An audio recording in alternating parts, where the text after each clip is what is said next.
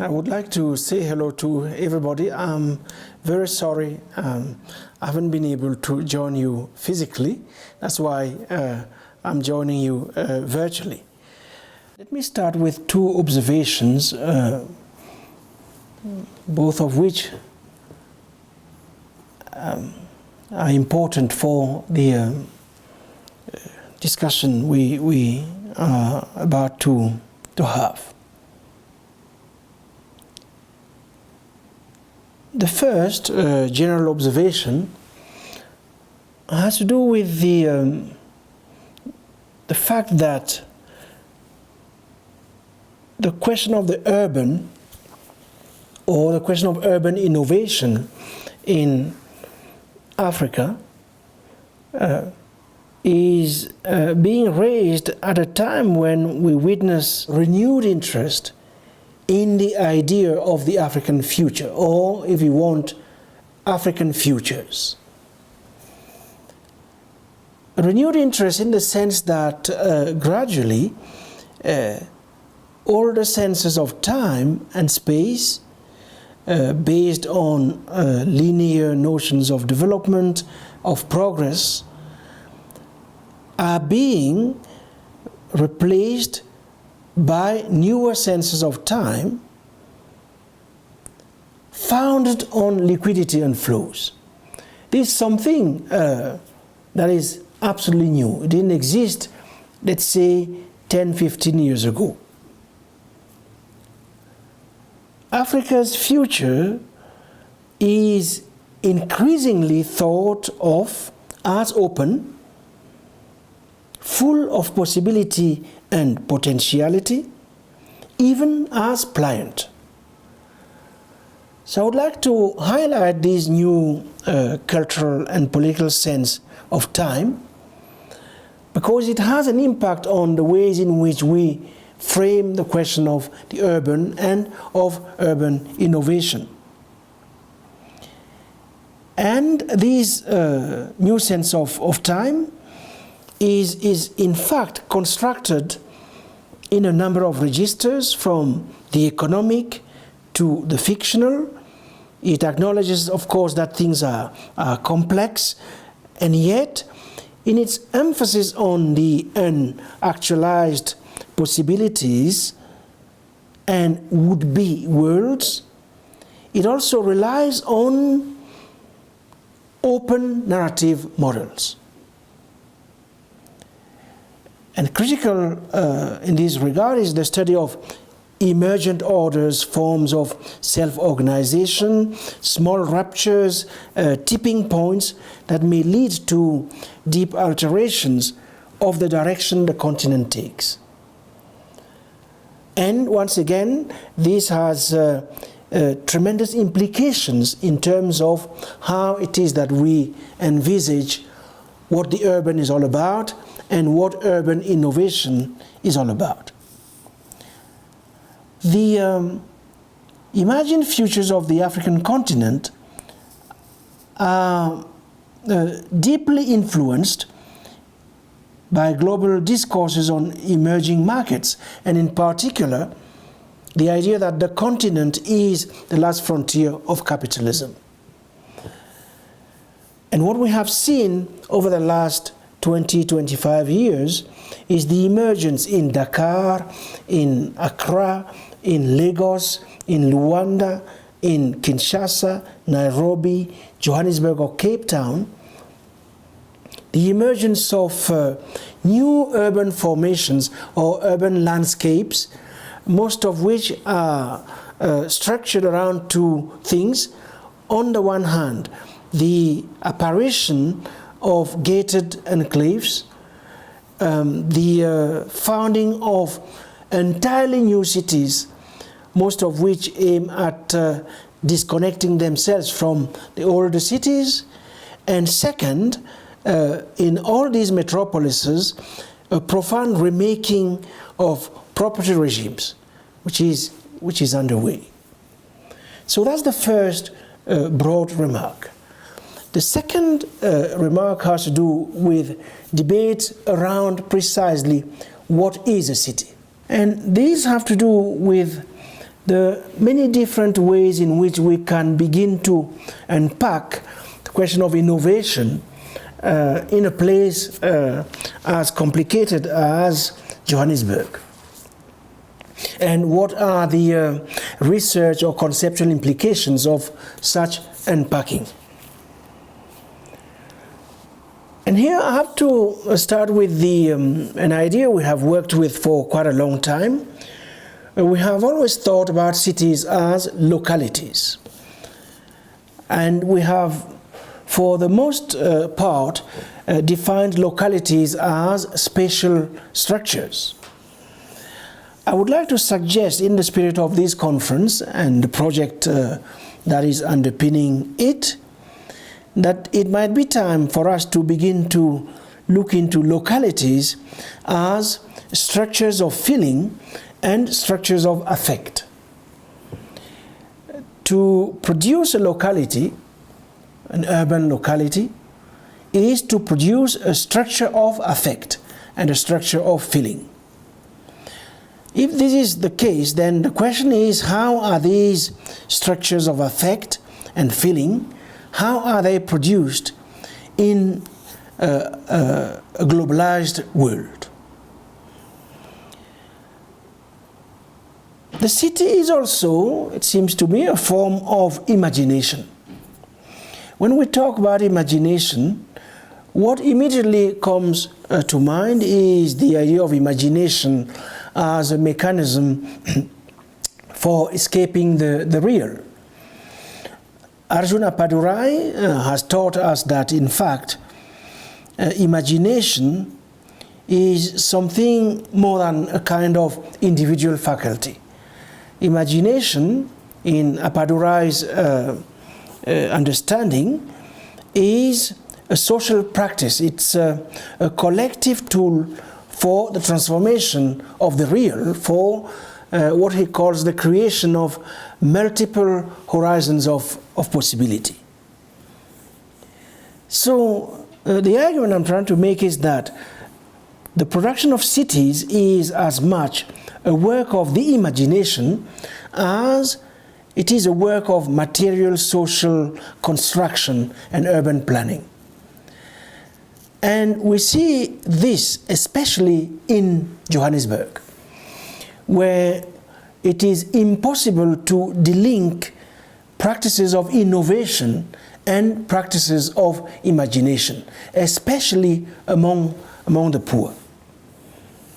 So the question of how to imagine cities as sites for the structures of affect is a challenge, both conceptually and also practically, in terms of urban planning and urban form. It is a challenge because we are caught most often between a top-down, state-like planning approach and a bottom-up, market laissez-faire approach, and both of them have created all kinds of collisions and contradictions that in some instances have impeded especially the poor to exhibit this faculty of imagination, without which there is no innovation, urban innovation. I was just saying that cities are no longer one locality, but a complex of more or less entangled localities. And how to plan for a city that consists of all sorts of segments, fragments, is in itself daunting.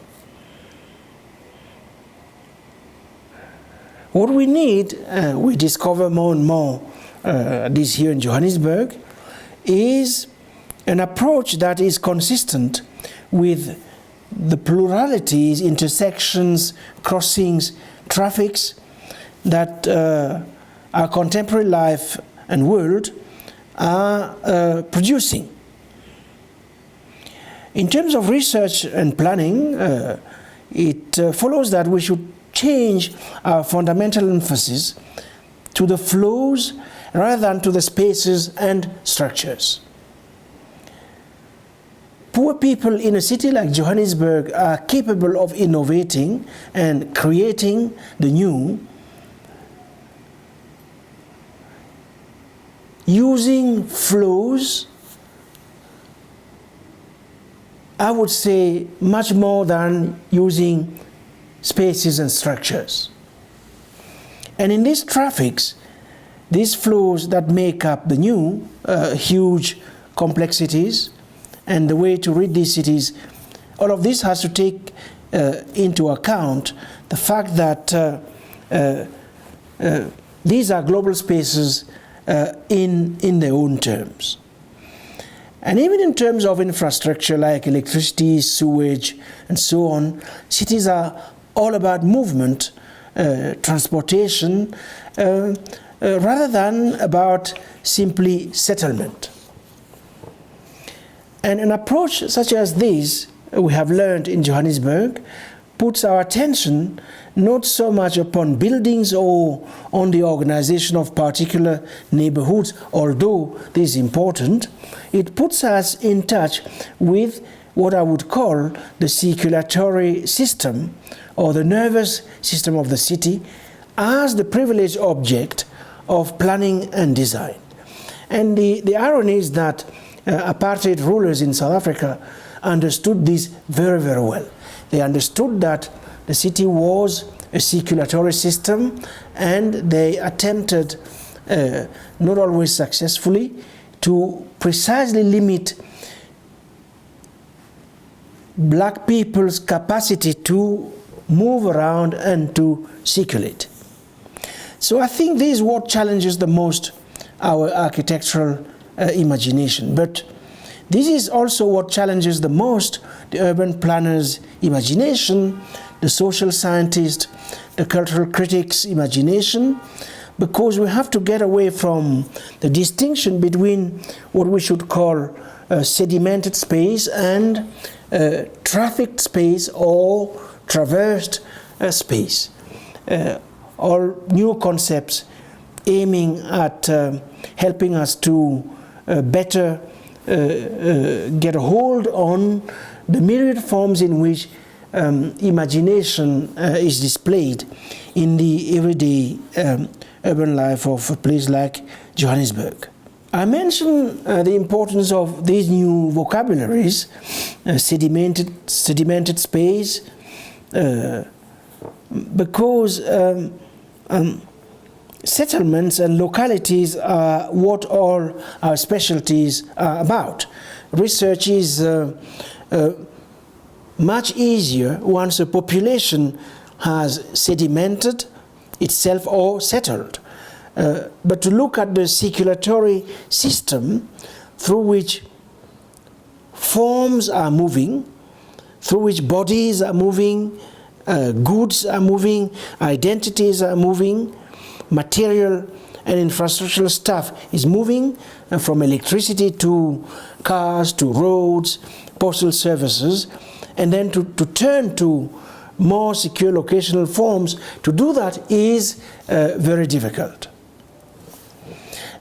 Since I have been referring to the poor, let me say something specific about the city and the poor and innovation.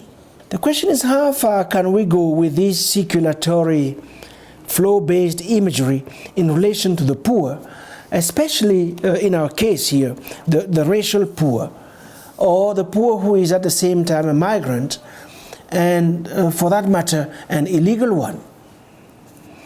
Clearly, for the poor, something like secure tenure, even to 10 feet of land, is absolutely central. A place on the pavement to sell fruits, to sell vegetables, or to sell newspapers. So to speak of movement, flows, and so on, may seem a bit remote to them. On the other hand, The poor of the poor in a city like Johannesburg are extremely sensitive to the question of trains, of taxis and buses, question of transport. No eradication of poverty that does not start with a radical reform of urban transport will work. People, the poor, are also sensitive to the movement of jobs, to not being evicted, removed forcefully, relocated to areas where they have to go 10 miles to work. So I'm not saying that the poor are indifferent to movements of traffic, of bodies, of energies, of electricity, for they know very well about these things. Because they have been victims of unfree mobility and have been pushed from place to place, they have a different investment in the places, in the sites and techniques of stability. They want a building, they want a flat, they want a room, they want a roof, a space on the pavement. They want full rights to access these resources. They want the right to say, this is my place, I cannot just be kicked out. So we have to take seriously this assertion of a human claim to stability, which is equivalent to the equivalent of the desire for points of reference. So motion alone will not be the key, because motion, for many, has often been a nightmare. Now, how do we combine the two things, the reality of motion and the human right to stability? It seems to me that is the central challenge in the cities we have created and are still creating. That is the challenge if we want to create cities of innovation. Let me end with another challenge, and that has to do with especially the question of migration. In an age of migration, which is at the same time an age of mass mediation, the fact that cities have become sites of media penetration and saturation, in such an age, it seems as if everybody is living in a world of image flows. It looks as if the screen is the scene.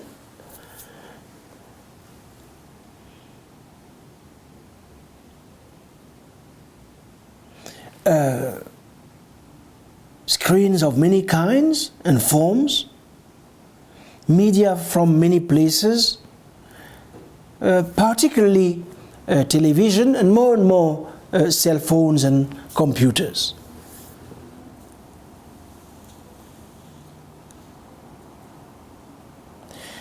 In such an age, then, saturated by what I have just described, it is not simply and straightforwardly possible to separate our everyday life from these other sets of spaces we engage with through the media. Meaning that we are entangled very directly with other spaces, other people's, other stuff. And to come back to Appadurai, the work of imagination is that which allows us to inhabit these multiple localities, or this very complex sense of locality in which many different spaces coexist. To inhabit that space, which is a creative space, not reducible to its empirical facts. And the poor too negotiate this relationship between experienced and imagined space. And the argument I want to make is that a lot of the innovation, in fact, comes from those negotiations. Let me now end with a few comments on something that seems to me to mark not only the current present in Africa, but might in fact end up marking the future of the continent and, for that matter, of other places in the world. It's the dialectics between what I would call city regions and offshore cities. City regions in the sense that as cities grow bigger and as the world grows more connected in a general way, some have begun to talk about city regions, even city states, huge conglomerations of identity, of attachment, of space, of governance, and so forth and so on. So in many ways, cities have been floating out of national spaces and are becoming something of their own, very complex junctions of different spatialities, zones, and regimes of flows. So city regions then as things in which, spaces in which trans-nations can exist, public spheres that are diasporic by nature are the dominant form, interactivity between these trans-nations. So next to that, we have what are called the offshore city. Evoking the offshore, we usually think of an oil rig, a ship-like floating structure. The oil rig is, of course, a quintessential symbol of what, if not of an extractive economy. And yet, what is taken from the subsea is usually inserted into a production chain that goes from the subsea to futures markets. We also think of the offshore in terms of financial setups, those spaces where profit can evade or be hidden without too much friction or contestation. It seems to me that contemporary global capital is haunted by the fantasy of the offshore. It is haunted by the fantasy of the offshore in two ways. First, in the sense that profit must be able to move easily from place to place.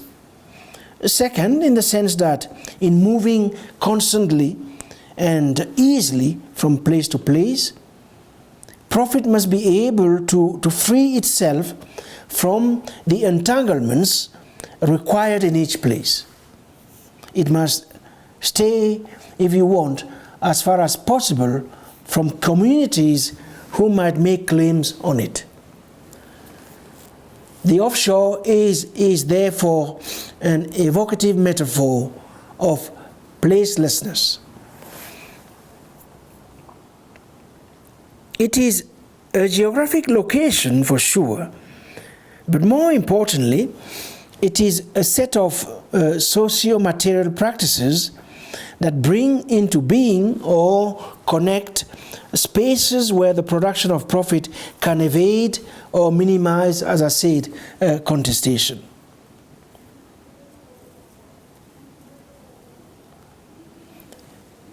What we have witnessed in Africa over the last 2 decades is the emergence of new urban formations I would like to call offshore cities.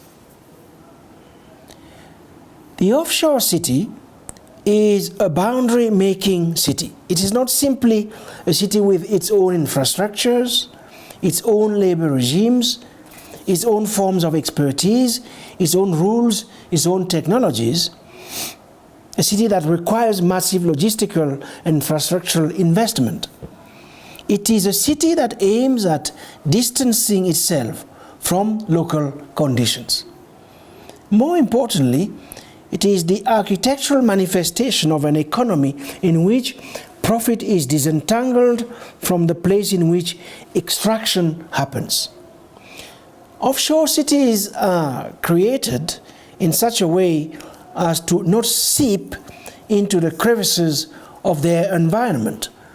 They are meant to operate on the basis of internal self-containment. I think these new urban forms are typical of an age when capital and associated transnational companies aim to remove themselves from local social, legal, political, and environmental entanglements. Their architecture is modular. Their prefabricated materials are not only disposable, they can also be reused elsewhere according to the principle of replicability, modularity, and impermanence. So a central project in Capital's work toward disentanglement, modularity in particular, not only implies the use of mobile, compliant, and self-contained infrastructures. As a design, modularity enables one kind of work, setup, or arrangement in one place to function just like another kind in another place. So just like Capital itself, the offshore city will always be haunted by the very entanglements it claims to sever. It will also operate in the shadow of the threat of overflow from the onshore. And under these conditions, what we need to keep tracking is the kind of work required to disentangle these new cities from the thick webs of politics, environments, and socialities in which they are so intimately implicated. And in doing so, we will hopefully unearth new possibilities for designing cities that do not aim at disentangling themselves from the place where they happen to be, but cities of mutuality. Mutuality becoming, therefore, the ethical ground out of which the question of innovation, especially innovation among the poor, is addressed. Thank you very, very much for your attention.